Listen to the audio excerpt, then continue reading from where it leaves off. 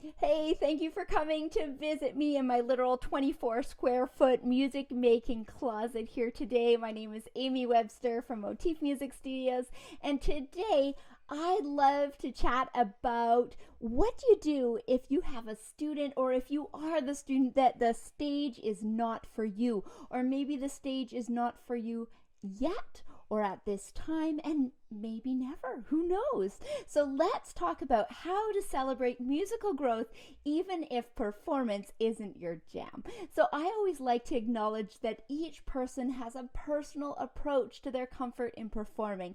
And yes, I know that we can do many things as educators and individuals to increase our performance confidence, but for some the stage is not for them, and that might not be why you got into music making or why your student got into music making. So today I'll chat about 4 ways that you can celebrate musical growth just in new, fresh ways. So the first idea that I love encouraging students to do is make a personal playlist. And this can be a way of celebrating what you've learned in the past music terms. So you might just pick 4 or 5 favorite songs that you go, I'd love to keep these songs in my fingers.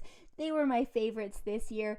And so that's one way that you can celebrate musical growth. For some of my students, they might even make a design on Canva and make it look awesome. Say like, this is my set list or my playlist. Or you might leave spaces so you can keep adding to your own personal playlist on your instrument.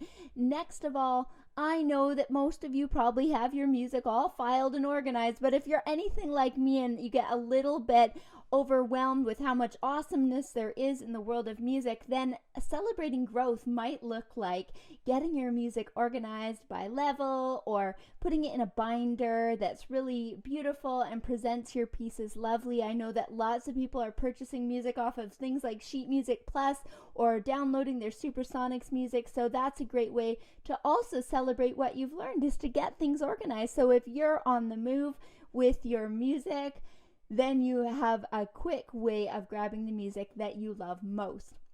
And the next thing you might like to do, if you're someone who's crafty, or if your child or student loves to do creative projects, you could also make a vision board. So that's another thing that you could do alongside a student or alongside a child, or if you're an adult, you might want to try it yourself. So with a vision board, you could get crafty and cut out inspirational pictures or quotes, or if you're artistic, you might draw in practice tips and names of songs or lyrics of songs that resonate with you. So this is like a fun kind of retro poster board that you can put up and inspire your music making for the future.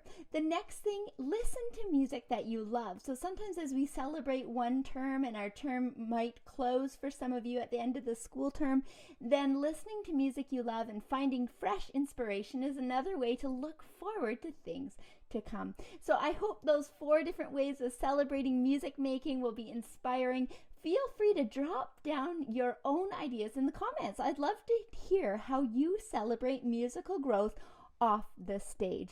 And just one more idea, because I thought of a 5th one just now, is that for some students, celebrating musical growth might mean making space for things like improvising or composing. So that's another way that you can celebrate growth without being on the stage. So I hope that helps you out. If you want more for performance tips, we'll maybe chat about that later. But today I wanted to acknowledge the music makers who love to do music on their own and in their own awesome ways. Thanks for listening in. Be sure to subscribe if you want to hang out more in my awesome little music closet. We'll see you next time.